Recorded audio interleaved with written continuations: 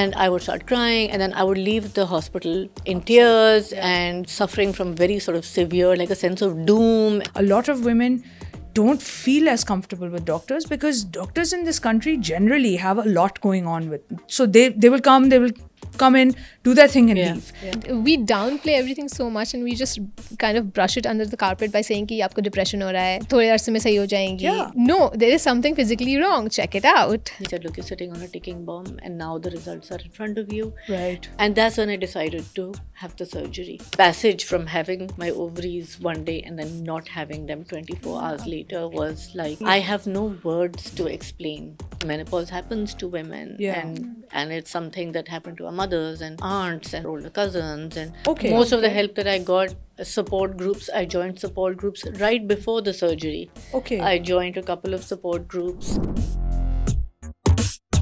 So today we actually have a really a very different kind of episode because the normal faces that you see here, apart from mine, it's different faces today because my co-host is on holiday. And so I decided to drag one of my other colleagues in. And we talk about her a lot. You haven't seen her on the podcast as much. You might hear her voice in the background because she's the one giving us notes. But she's the reason this podcast is happening. She's the reason who went and fought the patriarchy and fought everyone to get this up and running and to get it going. So today I have with me co-hosting my producer, Neha. Hi, Ilham. How's it going? Well, How I does it don't feel? love being in front of the camera. Now you know what you put me through. Yeah, I do. She forced me But to you're do a this. natural, I'm not. Listen, I have fake it till you make it. That's Is true. what is what we're doing That's here. true. But That's true. also we have another very special person Yes, with us who is today, also a journalist. who's also a journalist, which I found out fairly recently after meeting her. Renowned journalist, has done a lot of cool work, Yes. but that's not why we called her in today. Yeah, that's not what we're gonna talk to her about today. So Sabina Qazi, journalist, but also here to talk about something very important that we don't normally ever talk about. And it's something that like I also, and I say this, I know I say this in every episode, but genuinely did not have that much knowledge about before we started talking about it. So I'm so glad that you're here and thank you for coming in and you know sitting with us and having this chat with us. We're going to try and keep it as chill as possible so that we can get through it, but we want to talk about early menopause. Yes. Something that a lot of women go through, don't know when they're going through it, when they do go through it, don't know who to talk to about it, because it's not like a shared experience that everyone has. Menopause is a shared experience that women of a certain age have, but this is not something that, this is something that completely throws you off, like throws your whole life off. Like we talk about menopause, and menopause is a journey of like 4 to 5 years, and then early menopause. So how does it begin? Like how did you find out that you had to go into? What's your story? Yeah, what's your story? So before I talk about my story, perimenopause can last up to 10 years. Oh wow. So the process is actually a lot longer than those 4 to 5 years that people seem to be talking about. Actually, people focus on 2 to 3 years before menopause. That's when I think the changes are, I think they are at their sort of strongest and this, impossible to ignore. So, I mean, 2 to 3 years are hard. At least that's what I'm seeing with my friends who are maybe 5 to 8 years older than me and who are going through it now. But it can be 10 years. And then it's actually quite common for perimenopause to begin 10 years before the actual event. But because there's no knowledge of it and nobody talks about it and you don't ever study it in school or at anywhere, it's never sort of Like how do you even detect it? How do you see the signs? Because as women, we go through a menstrual cycle, which all in the entire month we're going through different phases, which means we're going through different hormonal changes, which affects our moods, our emotions, the way we act, we behave, everything. And then suddenly for 10 years, that's a long time. So see, obviously it's different for different women, and I think that for South Asian women it's even more different, you know, than because I think your biological makeup plays a very big role. Absolutely. Your diet, how you live, I think most of us have. How many of us walk to work? You know what I mean? We We have take very the- different lifestyles. Yeah, Yeah. we have You're very different absolutely right. lifestyles. But I mean, that's a whole other conversation. I think that, and I'm no doctor and I'm no expert. It's just that from my personal experience and from what I see my friends going through now, I think one of the telltale signs at the start is that the cycle changes. Yeah. You know, it's not those 6 days or 7 days or Yeah. whatever, 5 days or however long it is. It's not like that anymore. I think there'll be a couple of days when you're on and a couple of days when you're off, and then it'll be back. I think that is one of the that's what I'm signs. saying. Yeah. There is a change in consistency. There is a change in eating habits. There's a Right. change in Emotions. emotions. I mean, that's a whole again other, like that's part that should be part A, and part B should be the physical aspect Right, of okay. it. Yeah. But I mean, skin, hair, weight gain. Yeah. Yeah. I think the changing shape of your body doesn't matter whether Yeah. you're thin or you're, in between or whatever your weight may be. There is a change in the shape, and it creeps on very slowly. Right. Very, very slowly, and you may notice it at first, but a lot of women again either ignore it or they see it as something natural because it creeps on you slowly. By the time it hits you, you've had a few years to process the changes in your body, right? And again, here we are taught to accept these things, that you're growing older and it's okay. Yeah. So what if there's a little bit of extra weight? So what if Yeah. you're looking different? So what if it's okay. Here, I mean, especially in Pakistan, we're told that it's okay for you to Yeah. age in a certain way. Yeah. You It's know? normalized. Yeah, Yeah. it's yeah, normalized. exactly. And then with that comes how you're feeling, your emotional Yeah. sort of emotional and mental health. And I feel that of course in my situation primarily, but in from what I've seen from in my friends is brain fog. And again, this is something that is talked about Yeah. over and over again, and you read about it. Yeah. And I mean, we're talking about it now, it'll show up on Yeah. your Instagram, and Yeah. Yeah. Right. and then you go home and mention that we had this podcast, and then it'll show up in their Yeah. phones. So I mean, it is something that appears, but I think that the severity of it people don't talk about. And also, I feel like people also don't give you that much room to. They will hold you accountable. Yeah. If you are going through brain fog, they're not going to be like, oh, she's going through something, so we'll let it pass. They will hold you accountable. They will Of be like, course. no, but why? Because Why haven't you expectations from forgotten?" women are also very different, right? Of course, In every always. aspect, whether you're at work, whether you're at home. Expectations from mothers, expectations from Sister, from sisters, daughter.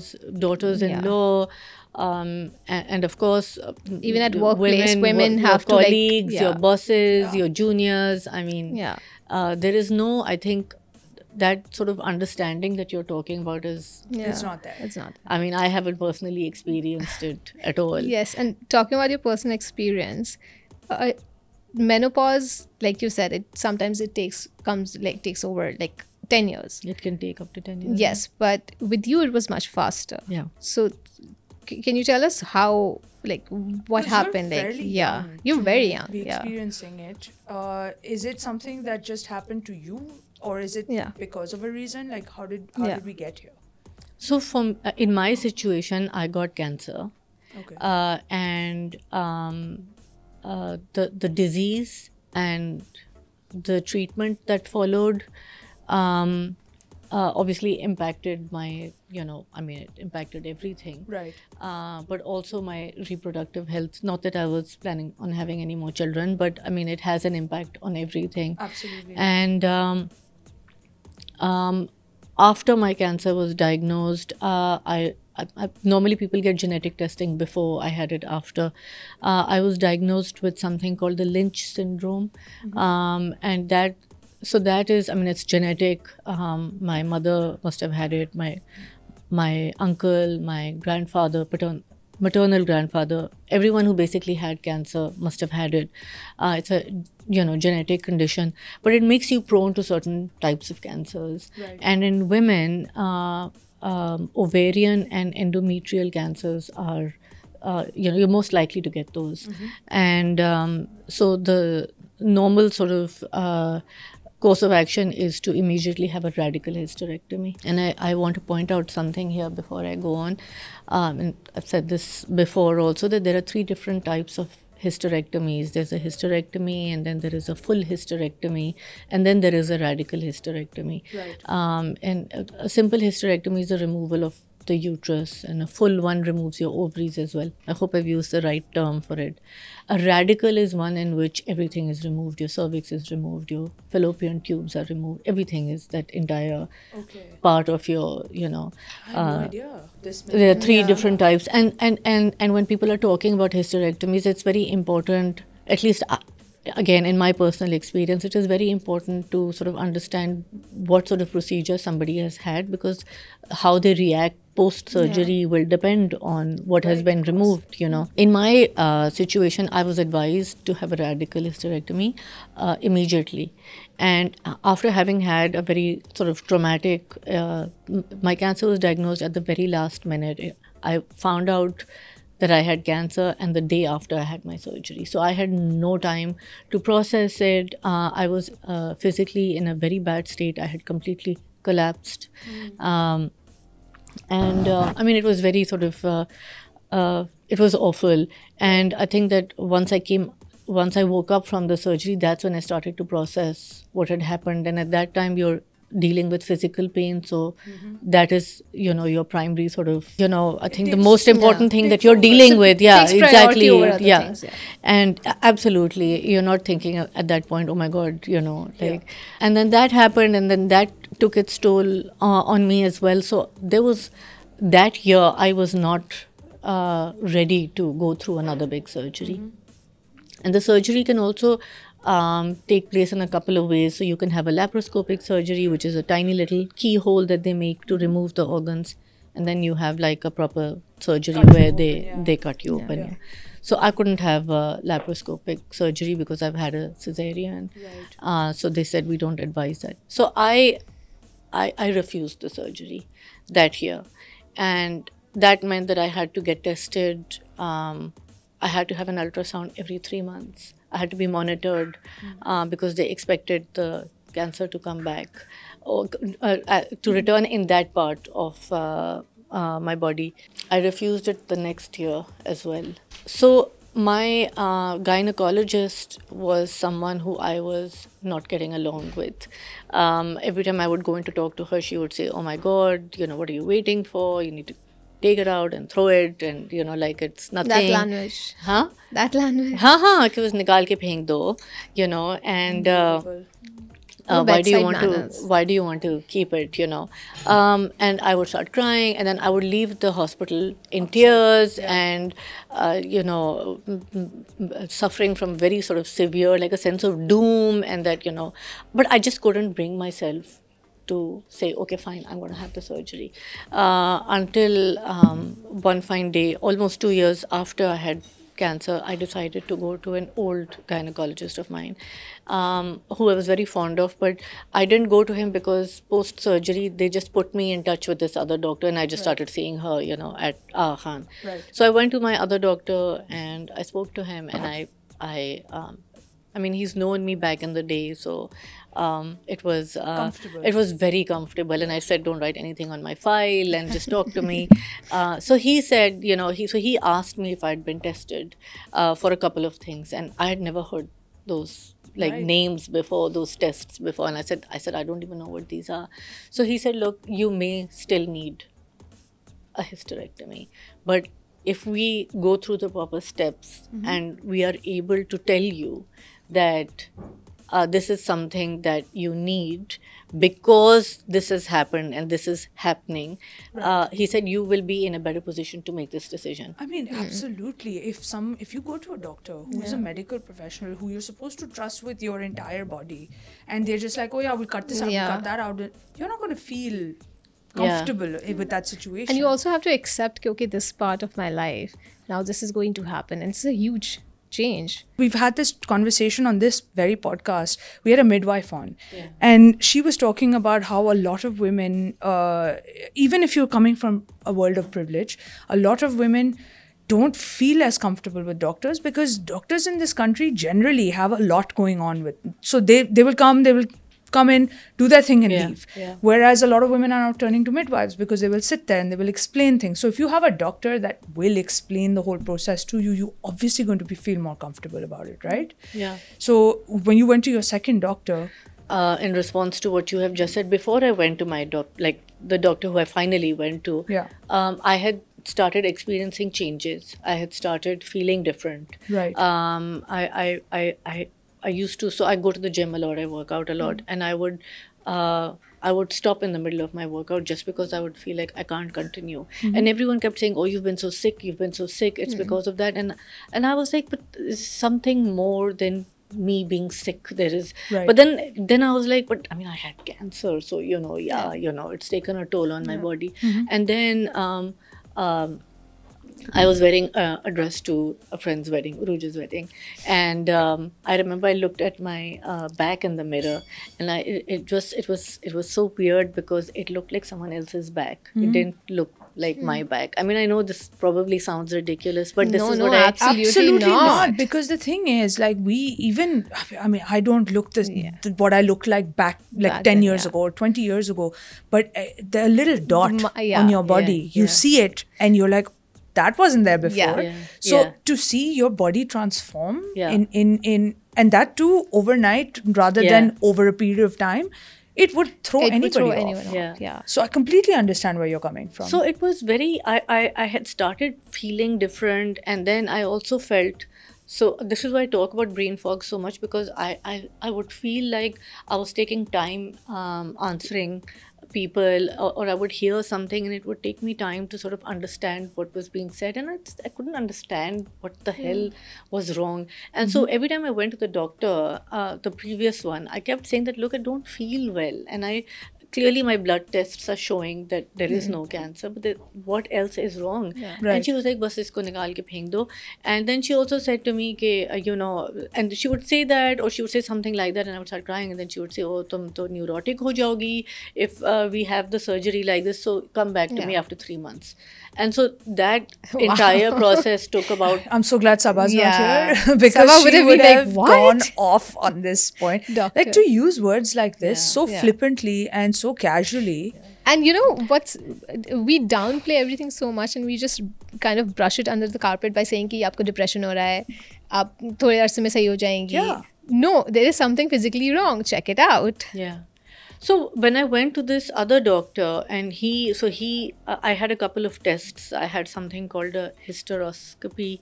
I hope I'm saying that right, and a couple of other blood tests, and so my estrogen levels were very, very, very low, and I went into something. I think that's the right term for it. Something called ovarian failure, where my ovaries had stopped functioning. Right. And they had developed some sort of lesions on them. And so after this entire process, he sat me down and he said, look, you're sitting on a ticking bomb, and now the results are in front of you. Right. And that's when I decided to have the surgery. Right. And even then, I think that I had not accepted it in my heart. And I thought that, okay, this is better than, getting the disease all over again. And I mean, if I get the disease and it looks like I'm going to get the disease, all of this will be out anyway. And if I have to do this in, I don't know, a year, few months, whatever, I might as well do it now. But I think that it was sort of, even though I think the process of perimenopause started for me, in my head, very early for me. And maybe, like I said, maybe my disease had contributed to it. It was the shift from having my ovaries, actually the passage from having my ovaries one day and then not having them 24 hours later was like drastic. I have no words to explain. And there was, I mean, the physical pain of the surgery is a separate issue that maybe we don't have time to talk about today. But the anguish And the grief that I felt in the days after the surgery, I think that maybe I did not even feel that after my cancer surgery. And that is what I think is so upsetting for me. That this is something that more people should have been able to deal with, like around me. That this is something that people should have. I mean, happens, right? Right. Like menopause happens to women, Yeah. and it's something that happened to our mothers and our aunts and our older cousins, and I mean, that is something that people know, right? Right. So why was it so difficult? Right. I mean, I felt that then. I don't feel that way now. Right. Because people adapt, right? People adapt. eventually, And like, then you life learn to happens. cope Yeah. on your own, Yeah. and then you know. But like, can I ask, was there like the doctors around you post surgery? Did they tell you that, look, maybe you should go for therapy, or maybe guide you in any way towards getting help to deal with that grief, or even acknowledge that grief and that trauma that you've gone through? Was there any guidance from the medical professionals? I was encouraged to see a professional, a therapist, Right. because I would go back and I would start crying and I would say, oh my God, I didn't want to have this and I can't get over it, and I feel grief. I feel like somebody has died. I feel I've died. And I would say all sorts of things. And he would say, look, I'm not equipped to, obviously, and that was not his job. He was Right, the right. surgeon. And so he said that, it's not my job. It's not, I'm not equipped to handle this, but you need to see somebody. But at that point, I said to him, put me on estrogen and start it fast, and so then they started me with the lowest possible dose, and then they upped it after 3 months. And obviously after 3 months, I was standing on my own feet, and I had become mobile. I was doing things, and Right. like I said, it took me a lot longer to physically also cope with this Yeah. surgery, and I just did not want to go see a So- therapist. While all of Fair. this was happening emotionally, there was also physical changes to your body, and Yeah. there was pain, like you said. It was a full hysterectomy, Radical, yeah. hysterectomy. So, how was that? How was it dealing with like both the physical pain and then the emotional side of it? And what support did you get from people around you, and how important is that? Because you have a husband, you have a child. So, I mean, my obviously core family members, the children were very obviously small. My eldest daughter was, I suppose, is, old enough to understand, and not everything, but old enough to understand that mother needs help. So she would, keep sort of coming to me and sitting next to me and saying, is there anything I can do for you? Is there anything I can do for you? And I mean, a number of times I cried in front of her and she held my hand. And so, I mean, Yeah. So core family members, of course, but at some point my husband had to get back to work, and his work takes him a lot to Islamabad and Afghanistan, and so he's not always in Karachi. So the lack of sort of that physical presence, that was difficult. I have a parent at home who's always been there, and a few close friends who've also been there. But I think that maybe I should have gone to see somebody, because I think that my expectations were not met. My expectations were also, I think, unfair. I think that I didn't want to go and have to discuss my problems all over again Right.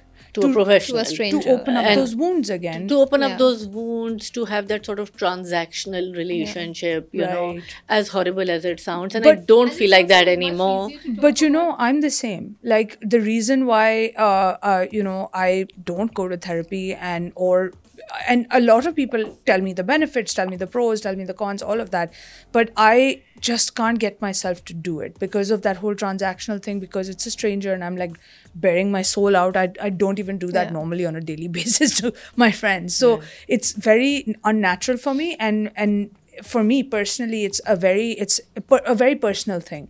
So I'm like, until I myself don't make the decision Yeah. to do it, or if I'm comfortable enough to do it, I'm not going to do it. So I completely understand where you're coming from, where you have just been through so much and you're not you have to be ready to do it, because therapy won't even work if you're not Yeah. ready for it. Yeah. And it's much easier to talk to people who were there than to go to a complete stranger and Yeah. then restart, because then you're like, okay, but then if I tell you this, then there is context, and then there's that.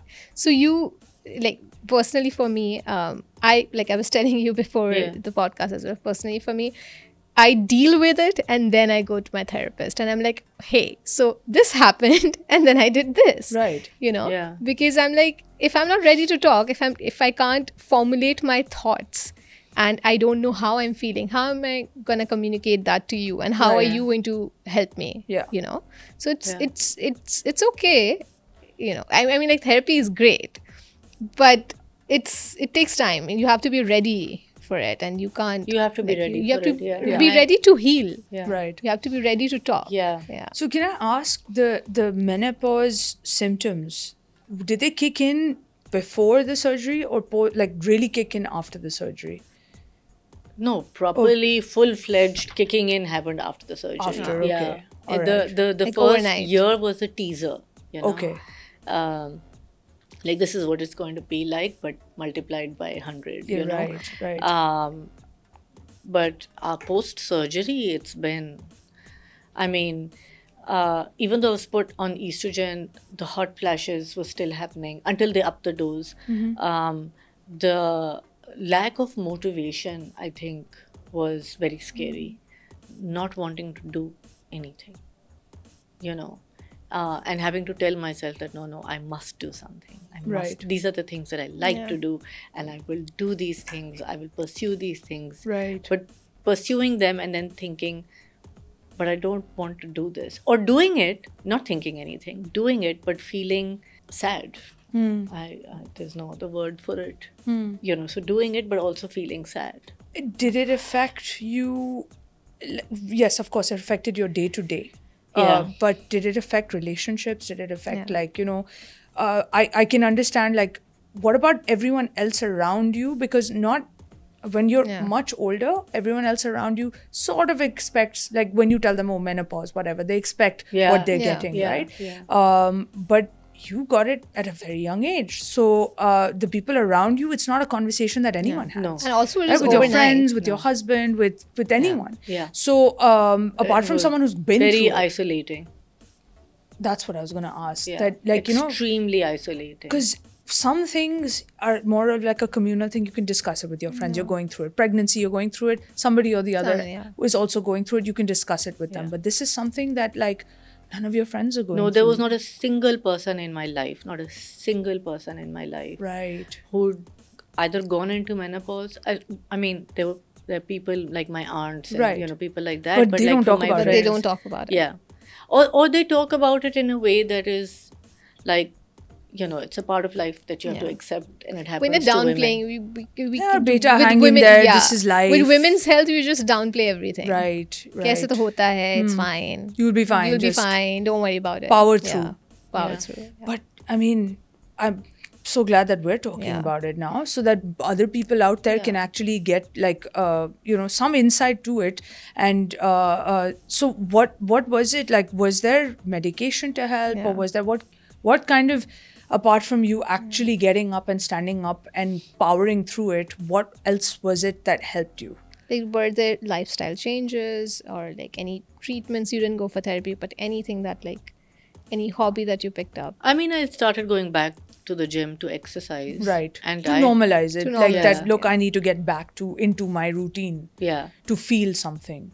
So where I was working out like 5 to 6 days a week, it's gone down to 3 to 4 days now. Right. And I just physically am unable to do more. I'm hoping that at some point I will able to be able to go back to 5 days a week, but Right.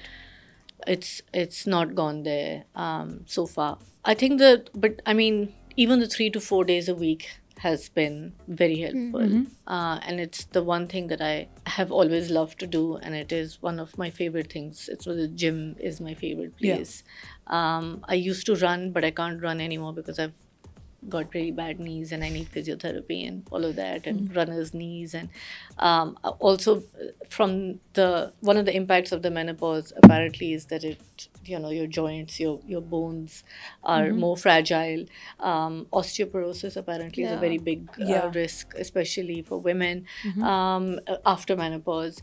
I was told actually by my chiropractor to avoid running for a while and to get the sort of physiotherapy that I needed, Right. and to also build some muscle and then slowly and gradually get back into it. So that is what I'm trying to do right now. Working has also been a struggle because I feel like, and I think I was saying it to you before, that I feel like it takes me time to process things.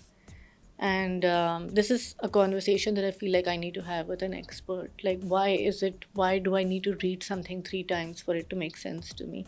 Or sometimes I'm having a conversation with somebody and they're saying something and I'm trying to understand what they are saying. Right. These are things that have not happened to me before.